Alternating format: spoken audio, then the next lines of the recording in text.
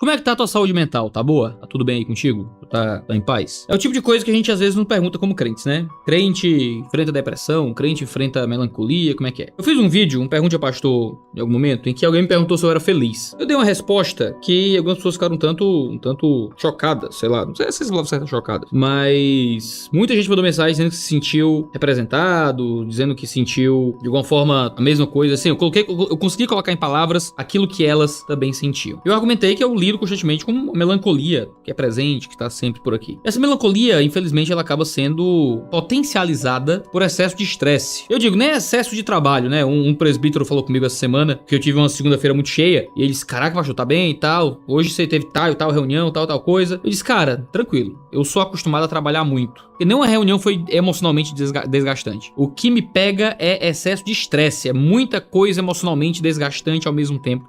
E aí isso acentua a minha melancolia de um jeito que só Jesus na causa mesmo, tá? Isso acaba afetando todo o meu trabalho, né? Afeta como eu lido com o YouTube, afeta como eu lido com os cursos, afeta como eu lido com várias outras coisas. Graças a Deus, na área dos cursos, eu tenho uma equipe muito grande e tudo lá consegue funcionar, mesmo que eu não faça nada. É um negócio que não depende de mim diretamente, que a gente tem um corpo de professores, tem uma equipe maravilhosa. Mas o YouTube acaba sofrendo parte da minha saúde mental, né? Se eu tô muito melancólico, se eu tô muito triste, se eu tô meio deprimido, eu não consigo fazer as coisas com a qualidade que eu posso fazer, do jeito que eu gosto de fazer. Às vezes gravar os vídeos é um tormento. E eu venho pro escritório, tenho que trabalhar em várias coisas, e depois tenho que gravar vídeo, e nossa, o Tuller, coitado do Gabriel Tuller, eu mando vídeo pra ele nos horários mais absurdos. Esse vídeo tem que sair amanhã, 10 da manhã, são 7 da noite do dia anterior. Coitado do Tuller, sabe que horas ele vai editar. Porque eu fiquei ocupadíssimo, e quando eu sentei no escritório, minha cabeça não conseguia parar pra gravar nada. E aí eu tava aqui sentado e disse, eu tenho que fazer uma pergunta ao pastor, não é? Mas, cara, meu Deus, responder pergunta do pessoal, cansado, com a cabeça cheia, pensando em um monte de problema da igreja. Às vezes, quando eu tô muito cansado, vocês percebem até na qualidade do pergunta ao pastor. Às vezes minhas respostas ficam mais curtas, às vezes fica muito claro que eu não tô muito normal. Vocês mandam mensagens às vezes no Instagram perguntando, pastor, não sei se é o cansaço, não sei o que é, mas ó, a gente percebe, às vezes a gente percebe nos vídeos que tá um pouco mais pra baixo, as respostas estão com os argumentos um pouco mais diretos, as respostas um pouco mais curtas. E assim, eu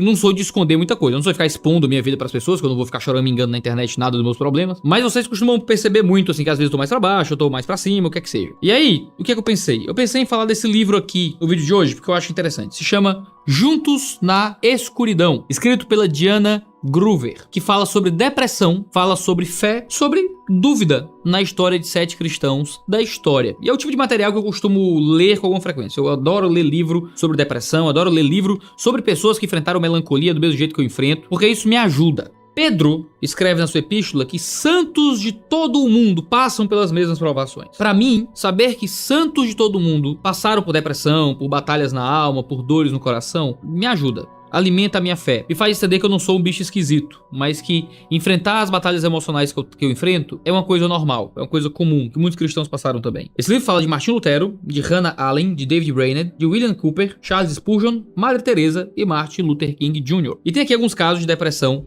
muito famosos, talvez você não conheça. Martinho Lutero era um melancólico, talvez fosse um maníaco compulsivo, no sentido das batalhas emocionais que ele vivia. Martinho Lutero era um homem de muito sofrimento, de muita dor, de muita melancolia. E mesmo sendo este homem de vida emocional absolutamente esquisita, se lê as cartas deles e os textos onde ele descreve as próprias experiências de fé, Lutero enfrentava depressões e crises terríveis de ficar trancafiado, que a esposa dele tinha que resgatar ele de dentro do quarto muitas vezes. E Martinho Lutero foi o homem que fez a reforma protestante. Com a história de Lutero, eu sou motivado a acreditar que mesmo mal, mesmo triste, mesmo cansado, eu posso fazer coisas grandiosas para Deus. Eu posso ter uma vida que glorifica o nome dele, que é útil para ele. Eu não preciso ter uma vida psicológica perfeita para ser extremamente útil para Deus e causar um impacto positivo ao meu redor. A história de Martinho Lutero acaba sendo um incentivo muito grande para cristãos que acham que por terem batalhas emocionais não poderão ser úteis para o reino de Deus. Você pode ser útil para o reino mesmo deprimido, mesmo com a saúde psicológica abalada. Você pode trabalhar para Deus mesmo assim. Você não tem que esperar tá bom, esperar tá perfeito para poder ser útil para sua igreja ou para sua comunidade. Agora, a história de David Brainerd é para mim fora de série. O Brainerd, se não me engano, foi genro do Jonathan Edwards, talvez o maior avivalista aí da história americana, e era um deprimido num nível inacreditável, assim. Provavelmente ele possuía depressão maior, ele era absolutamente abalado por dores na alma, por sofrimentos imensos no próprio coração. E ainda assim, foi um missionário muito ativo e muito poderoso. Aprendo com a história de David Brainerd, então, que eu posso alcançar pessoas para Jesus, mesmo com o coração destruído. De que mesmo que eu não consiga sentir no momento presente toda a alegria e a felicidade que me é prometida no Calvário, eu posso levar pessoas a uma alegria e a uma felicidade que eu ainda não experimento. E essa é uma das coisas mais maravilhosas da fé em Deus. Ela é altruísta ao ponto de eu não precisar sentir todas as recompensas emocionais da fé para poder compartilhar dessa fé a outras pessoas que podem senti-la. Tem um seriado que eu andei assistindo, eu não indico que você assista se você tá muito mal da cabeça não, tá? Não vai te ferrar muito bem não. Mas se chama Afterlife, com o Rick Gervais. Tem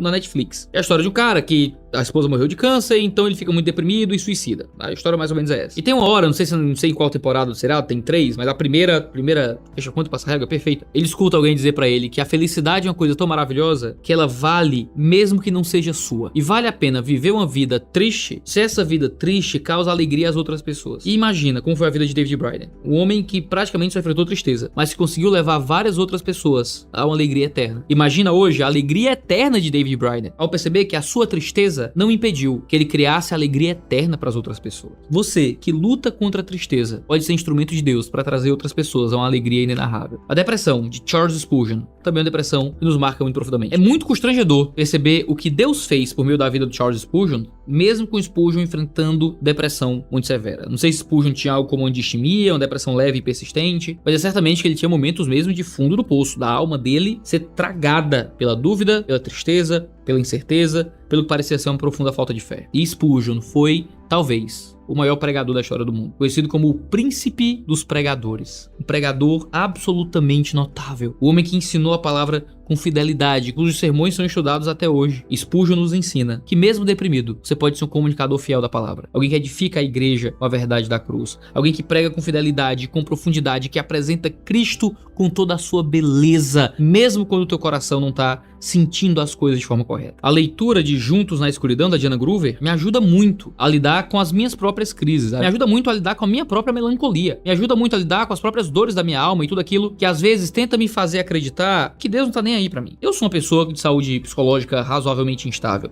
Eu não sou dos piores, eu tenho colegas que só Jesus na causa deles, mas eu consigo ser extremamente funcional. Minha igreja não sofre pelos efeitos da minha saúde psicológica marromeno, porque eu aprendo a lidar com isso. Consigo continuar produzindo pra internet, mesmo quando vocês percebem que eu não tô lá nos melhores dias. Continuo sendo um professor, continuo escrevendo e publicando 3 livros por ano, mesmo no meio de crises constantes de melancolia. Ler a vida dessas pessoas me ajuda muito a entender como eu posso permanecer fiel mesmo se eu não conseguir vencer a minha tristeza. Uma das promessas muito comuns dessa teologia do coaching que aparece por aí, dessa teologia da prosperidade emocional, é que se você encontrar Jesus, você vai vencer todos os seus dilemas emocionais. Você vai vencer todos os maus sentimentos que você sente. E a mais fina verdade é que isso é uma mentira. Você não necessariamente vai vencer todas as dores do teu coração à medida que você se aproxima de Jesus. A verdade é que você vai conseguir permanecer crente, fiel, crendo na obra perfeita de Jesus, mesmo quando você estiver emocionalmente abalado. A promessa do evangelho é que há um Cristo que te ama, mesmo quando você não está conseguindo se amar de forma correta. Há um Cristo que te aceita, mesmo quando você não está conseguindo se aceitar. Que há um Cristo que te dará alegria, mesmo quando tudo parece doer. A promessa do livro do Apocalipse, no capítulo 21, é a promessa na qual eu me apego nos dias que eu tô mais para baixo. É a promessa de que ele vai limpar do meu rosto toda lágrima. Então, se você passa por depressão, por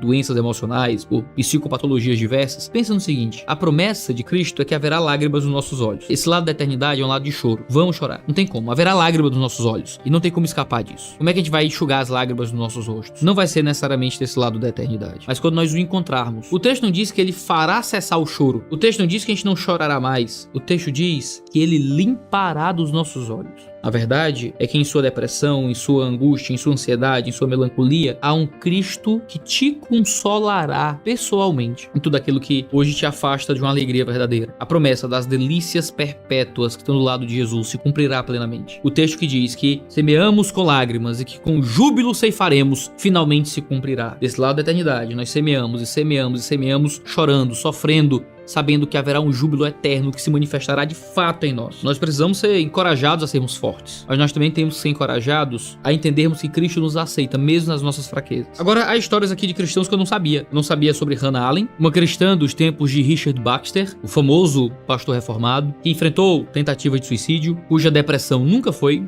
tratada da forma correta. William Cooper também, que eu não conhecia. Eu sabia que o William Cooper foi um dos maiores sinólogos da história do protestantismo americano, que ele escreveu hinos e poesias maravilhosos para a glória de Deus, mas ele fez isso enquanto enfrentava uma depressão severa. E a própria Madre Teresa e Martin Luther King Jr., que foram conhecidos por engajamento social E cuidado com pessoas miseráveis. Tem uma citação da Madre Teresa que me chama muita atenção, que diz assim: se alguma vez eu me tornar uma santa, serei com certeza uma santa das trevas. Existe a possibilidade, irmãos, de sermos santos, mesmo na escuridão. Existe a possibilidade de mudarmos o mundo, mesmo com a vida abalada. Podemos compor lindas canções que as pessoas cantarão com alegria, mesmo quando o nosso coração tá mal. Isso é hipocrisia? Isso é mentir? Isso é esconder nossas dores? Não. Isso é saber que todas as nossas dores são temporárias, que representam um lado da eternidade que vai findar muito rápido. A sua depressão vai passar, a sua angústia vai passar, a sua melancolia vai passar, a sua ansiedade vai passar, porque você vai olhar na face de Cristo e a visão beatífica vai arrancar de você tudo aquilo que o pecado fez entrar no mundo, como a doença, a dor, a depressão e a morte. E venceremos cada uma das inimigas que nos afastam do nosso Deus. Esse é um livro que tem me feito muito bem nas minhas próprias crises emocionais, tem me ajudado a entender como grandes homens de Deus venceram depressões, e pode ser uma bênção profunda para você que precisa de encorajamento no meio de batalhas emocionais tão profundas. Talvez você não tenha ninguém do seu lado que te entenda, talvez você não tenha ninguém por perto que sinta o que você está sentindo, talvez as pessoas achem que você só